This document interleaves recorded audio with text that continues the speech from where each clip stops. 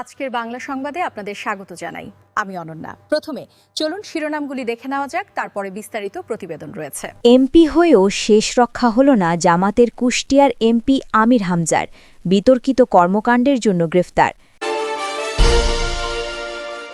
গ্রেফতারের আগে জিয়াউল আহসানকে ২৪ ঘণ্টার মধ্যে না ফিরলে সবাইকে জানাতে আমাকে তুলে নেওয়া হয়েছে। এতক্ষণ শুনছিলেন সংবাদ শিরোনাম, এখন থাকছে বিস্তারিত।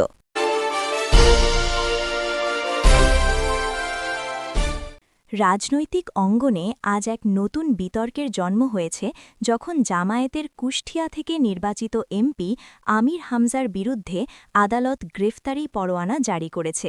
এই ঘটনায় কেবল তার নিজের রাজনৈতিক অবস্থান নয়, বরং দেশের সামাজিক ও ধর্মীয় স্তরে গভীর অস্থিরতা সৃষ্টি হতে পারে বলে ধারণা করা হচ্ছে। একের পর এক বিতর্কিত মন্তব্য ও বক্তব্যের পরিপ্রেক্ষিতে তার বিরুদ্ধে এই আইনি পদক্ষেপটি নেওয়া হয়েছে, যা দেশের রাজনৈতিক পরিস্থিতিতে নতুন চাঞ্চল্যের সৃষ্টি করেছে। বিতর্কিত মন্তব্যের পেছনে রাজনৈতিক ষড়যন্ত্র। আমির হামজা, যিনি জামায়াতের কেন্দ্রীয় নেতা এবং সংসদ সদস্য, বেশ কিছুদিন আগে তার এক বক্তৃতায় সংসদ সদস্য রুমিন ফারহানা সহ আরও কয়েকজন নারী এমপির বিরুদ্ধে অশ্লীল মন্তব্য করেন।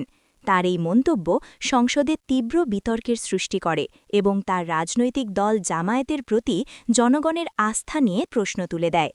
বিশেষ করে জামায়াতের নেতারা যে সময় সময় নারীদের প্রতি তাদের বিদ্বেষমূলক বক্তব্য দেন, তা রাজনীতি ও সমাজে এক ধরনের অসন্তোষের জন্ম দিয়েছে। এছাড়া আমির হামজা বিএনপির বিদ্যুৎ ও জ্বালানি মন্ত্রীকে ধর্মবিদ্বেষী আখ্যা দিয়ে আরও একটি বিতর্কিত মন্তব্য করেন, যা রাজনৈতিক অঙ্গনে তীব্র চাঞ্চল্য সৃষ্টি করেছে। তার এই বক্তব্যটি তাকে বিপদে ফেলেছে এবং জামায়াতের সমালোচকরা এটিকে সরকারের প্রতি ষড়যন্ত্র হিসেবেও দেখছেন। জামায়াতের সমাজে বিতর্কিত ভূমিকা। জামায়াতের রাজনীতি শুধুমাত্র একটি রাজনৈতিক দল হিসেবে সীমাবদ্ধ নয়, এটি দীর্ঘদিন ধরে বাংলাদেশের রাজনৈতিক ও সামাজিক চিত্রে বিতর্কের কেন্দ্রবিন্দু। ১৯৭১ সালে স্বাধীনতা যুদ্ধের সময় জামায়াতের ভূমিকা, বিশেষ করে তাদের বিরোধিতা, আজও বাংলাদেশের মানুষ মনে রেখেছে। স্বাধীনতার সময় তাদের শীর্ষ নেতারা যেভাবে পাকিস্তানি বাহিনীর সঙ্গে আঁতাত করে বাংলাদেশের মুক্তিযুদ্ধে অংশ নিয়েছিলেন, তা দেশের জনগণের মধ্যে গভীর আক্রোশের সৃষ্টি করেছে। জামায়াতের প্রতি দেশের বেশিরভাগ মানুষের অবিশ্বাস আজও বজায় রয়েছে। এমপি আমির হামজার সাম্প্রতিক বিতর্কিত মন্তব্যগুলো জামায়াতের প্রতি জনগণের এই অবিশ্বাসকে আরও দৃঢ় করেছে। রাজনৈতিক বিশ্লেষকরা মনে করেন তার এই মন্তব্যগুলো জামায়াতের পুরানো ধর্মীয় মৌলবাদী মনোভাব এবং একাত্তরের বিরোধী ভূমিকার পুনরাবৃত্তি। তবে রাজনৈতিক দল হিসেবে জামায়াতের জন্য এই ধরনের বক্তব্য কতটা ক্ষতিকর তা সময়ই বলে দেবে। নারী বিদ্বেষী বক্তব্যের বিরুদ্ধে দেশব্যাপী প্রতিবাদ। আমির হামজার নারীদের নিয়ে অশ্লীল মন্তব্যের বিরুদ্ধে প্রতিবাদ দেশের বিভিন্ন স্থানে ছড়িয়ে পড়েছে। নারী অধিকার সংগঠনগুলো এবং সামাজিক মিডিয়াতে প্রচণ্ড সমালোচনা শুরু হয়েছে। বিভিন্ন নারী এমপি এবং রাজনৈতিক নেতারা তার বক্তব্যের বিরুদ্ধে কঠোর প্রতিক্রিয়া ব্যক্ত করেছেন এবং তাকে শাস্তির আওতায় আনার দাবি জানিয়েছেন। এদিকে সরকারের পক্ষ থেকেও একাধিকবার বলা হয়েছে যে নারীর প্রতি এমন অসম্মানজনক মন্তব্য সহ্য করা হবে না। আমির হামজা, জামায়াতের নেতারা এবং তাদের সমর্থকদের মতামত যে নারীদের প্রতি বিদ্বেষপূর্ণ, তা সরকারের রাজনৈতিক দৃষ্টিতে গুরুতর অপরাধ হিসেবে ধরা হচ্ছে। জামায়াতের নেতাদের প্রতি এমন বিরূপ মন্তব্য সমাজের নারীদের মর্যাদা ও অধিকার নিয়ে নতুন করে বিতর্ক তৈরি করেছে, যা দেশের মানবাধিকার পরিস্থিতি আরও বিপন্ন করেছে। জামায়াতের ধর্মীয় উন্মাদনা এবং একাত্তরে বিরোধিতা। এমপি আমির হামজার মন্তব্য শুধু রাজনৈতিক বিতর্কই সৃষ্টি করেনি, বরং এটি ধর্মীয় উন্মাদনা এবং একাত্তরে জামায়াতের বিরোধী ভূমিকা নিয়ে নতুন প্রশ্ন তুলেছে। জামায়াতের নেতারা তাদের বক্তৃতায় একের পর এক ধর্মীয় উন্মাদনা ছড়াচ্ছেন এবং একাত্তরে বাংলাদেশের স্বাধীনতা সংগ্রামের বিরোধিতা করে আসছেন। একাত্তরে মুক্তিযুদ্ধের বিরোধিতাকারী জামায়াতের নেতাদের আজও ক্ষমা করা হয়নি। জামায়াতের অতীত ইতিহাস আজও তাদের জন্য কালো দাগ হয়ে রয়ে গেছে। তবে আমির হামজা ও তার দলের নেতাকর্মীরা এই ধরনের বিতর্কিত মন্তব্য করে শুধুমাত্র রাজনৈতিক সুবিধা অর্জনের চেষ্টা করছেন, এমনটাই মনে করছেন অনেক বিশ্লেষক। রাজনৈতিক পরিস্থিতির পরিবর্তন, জামায়াতের ভবিষ্যৎ কী? এখন প্রশ্ন হচ্ছে, জামায়াতের ভবিষ্যৎ কী? তাদের এই ধরনের বিতর্কিত বক্তব্য এবং দলীয় অবস্থানের কারণে দলের জনপ্রিয়তা অনেকাংশেই ক্ষতিগ্রস্ত হয়েছে। এছাড়া বিএনপি ও আওয়ামী লীগের মধ্যে তীব্র রাজনৈতিক দ্বন্দ্ব চললেও জামায়াতের সাম্প্রতিক কর্মকাণ্ড একটি নতুন রাজনৈতিক অবস্থান তৈরি করতে পারবে বলে অনেকেই সন্দেহ প্রকাশ করেছেন। তবে জামায়াতের শীর্ষ নেতৃত্ব যদি নিজেদের কর্মকাণ্ড ও মন্তব্যে পরিবর্তন আনে, তাহলে তাদের রাজনৈতিক ক্ষমতা হয়তো নতুন করে জেগে উঠতে পারে। কিন্তু যদি তারা পুরানো অবস্থানে অটল থাকে, তাহলে এই ধরনের বিতর্কের ফলে তাদের জনপ্রিয়তা দ্রুত কমে যেতে পারে। সমাজে শান্তি ও সমন্বয়ের ভবিষ্যৎ।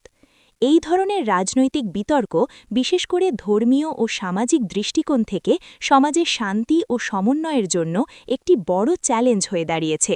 বিশেষ করে জামায়াতের এমন বক্তব্য দেশটির সমাজের ধর্মীয় সুরক্ষা ও সহিষ্ণুতাকে বিপন্ন করে তুলেছে। দেশের মানুষের মধ্যে বিভেদ সৃষ্টি হতে পারে, যা রাজনৈতিক অস্থিরতার জন্ম দিতে পারে। তবে যদি সরকার, রাজনৈতিক দলগুলো এবং জনগণ সম্মিলিতভাবে সামাজিক শান্তি ও সমন্বয়ের দিকে এগিয়ে যায়, তাহলে বাংলাদেশের রাজনৈতিক পরিস্থিতি শীঘ্রই নরমাল হতে পারে। সরকারের উচিত দেশের ধর্মীয় সহিষ্ণুতা রক্ষায় বিশেষ ব্যবস্থা নেওয়া, যাতে ধর্মীয় বিদ্বেষ ও মৌলবাদ ঠেকানো যায়। শেষমেশ জামায়াতের এমপি আমির হামজার বিরুদ্ধে আদালতের গ্রেফতারি পরোয়ানা জামায়াতের রাজনৈতিক অঙ্গনে এক বড় ধাক্কা। তার বিতর্কিত মন্তব্য এবং দলের অতীত কর্মকাণ্ড দেশের রাজনৈতিক ও সামাজিক পরিস্থিতিতে নতুন করে বিতর্ক সৃষ্টি করেছে। তবে ভবিষ্যতে জামায়াত যদি রাজনৈতিক শুদ্ধতা এবং সামাজিক সম্মান প্রতিষ্ঠায় দৃঢ় পদক্ষেপ নেয়, তাহলে তারা নতুন করে জনগণের সমর্থন ফিরে পেতে পারে। দেশের শান্তি ও সমন্বয়ের পথে চলার জন্য সরকারের উচিত দ্রুত ব্যবস্থা নেওয়া। গ্রেপ্তারের আগে পরিবারের সদস্যদের নিরাপদ স্থানে সরিয়ে দেন জিয়াউল আহসান। পালানোর চেষ্টা করব না, যা আসে মোকাবিলা করব, পরিবারকে বলেছিলেন তিনি। শেখ হাসিনার ঘনিষ্ঠ ৩ জেনারেলকে দেশত্যাগের সুযোগ দিয়ে জিয়াউলকে গ্রেপ্তারের অভিযোগ। নর্থ ইস্ট নিউজের প্রতিবেদনে পট পরিবর্তনে সেনা সদরের শীর্ষ পর্যায়ের ভূমিকা নিয়ে প্রশ্ন। আমি পালানোর কোনো চেষ্টাই করব না এবং যা আসে তার মোকাবিলা করব। গত ৭ আগস্ট রাতে গ্রেপ্তারের ঠিক আগে পরিবারের সদস্যদের ঢাকা সেনানিবাসের বাইরের একটি নিরাপদ বাসায় সরিয়ে দেওয়ার সময় কথাগুলো বলেছিলেন ন্যাশনাল টেলিকমিউনিকেশন মনিটরিং সেন্টারের তৎকালীন মহাপরিচালক মেজর জেনারেল জিয়াউল আহসান। পরিবারের সদস্যদের উদ্দেশ্যে তিনি আরও বলেছিলেন, যদি আমি আগামী ২৪ ঘণ্টার মধ্যে না ফিরি, তবে সেনানিবাসে গিয়ে সবাইকে জানাবে যে আমাকে তুলে নেওয়া হয়েছে। শেখ হাসিনা সরকারের পতনের পর সেনাবাহিনীর শীর্ষ পর্যায়ের ভূমিকা এবং জিয়াউল আহসানের গ্রেপ্তার নিয়ে ভারতীয় সংবাদ মাধ্যম নর্থ ইস্ট নিউজের এক চাঞ্চল্যকর প্রতিবেদনে এসব তথ্য উঠে এসেছে।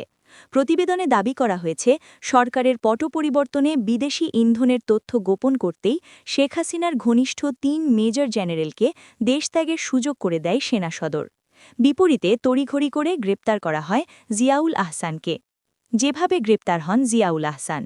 নর্থ ইস্ট নিউজের হাতে আসা নথিপত্র ও প্রত্যক্ষদর্শীদের বিবরণ অনুযায়ী ৭ আগস্ট রাত ৯:৩০টার দিকে সেনা সদর থেকে জিয়াউল আহসানের মুঠোফোনে কয়েক মিনিটের ব্যবধানে ২টি কল আসে। প্রথম কলে বলা হয়, চিফ লাইনে আছেন। দ্বিতীয় কলে জানানো হয়, একটি গাড়ি যাচ্ছে, আপনি সেটিতে উঠে পড়ুন। এরপরই তিনি নিশ্চিত হন যে তাকে গ্রেপ্তার করা হতে পারে। পরিবারের সদস্যদের নিরাপদ স্থানে পাঠিয়ে দিয়ে তিনি নিজের বাহিনীর সদস্যদের হাতে ধরা দেন। তাকে প্রথমে ঢাকা সেনানিবাসের কেন্দ্রীয় মসজিদের কাছে নির্ঝর আবাসিক এলাকায় অবস্থিত ডিজিএফআই-এর একটি সেফ হাউসের ৬০৪ নম্বর কক্ষে নেওয়া হয়। পরে তাকে সেনাপ্রধান জেনারেল ওয়াকার উজ্জামানের কার্যালয়ে নেওয়া হয়। বাসায় তছনছ, কি খুঁজছিল সেনাবাহিনী? জিয়াউল আহসানকে গ্রেপ্তারের পরদিন ৮ আগস্ট এক কোম্পানির সেনা সদস্য ঢাকা সেনানিবাসে তার সরকারি বাসভবনে অভিযান চালান। ওই সেনা ইউনিট পুরো বাড়ি রীতিমতো তছনছ করে ফেলে।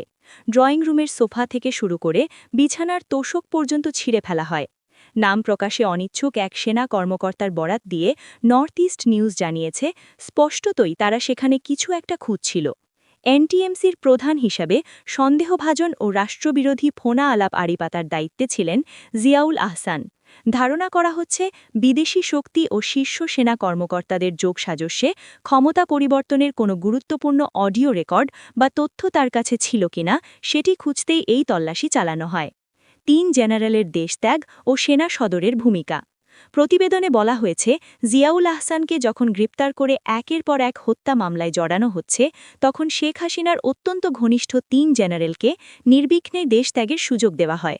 তারা হলেন ডিজিএফআই-এর সাবেক মহাপরিচালক হামিদুল হক, এনএসআই-এর সাবেক মহাপরিচালক টিএম জুবায়ের এবং শেখ হাসিনার সামরিক সচিব কবির আহমেদ। বাংলাদেশ সেনাবাহিনী ও নিরাপত্তা সংস্থার সূত্রগুলোর বরাত দিয়ে প্রতিবেদনে দাবি করা হয়েছে, বিদেশি সংস্থাগুলোর সম্পৃক্ততার বিষয়ে এই ৩ কর্মকর্তা অনেক কিছুই জানতেন। এ কারণে তাদের দেশত্যাগের পথ সুগম করা হয়েছে। অন্যদিকে জিয়াউল আহসানের কাছে সংবেদনশীল তথ্য থাকার শঙ্কায় তাকে কারাগারে পাঠানো হয়েছে। এই বৈপরীত্য শেখ হাসিনার পতনে সেনাবাহিনীর শীর্ষ পর্যায়ের ভূমিকা নিয়ে গভীর প্রশ্নের জন্ম দিয়েছে।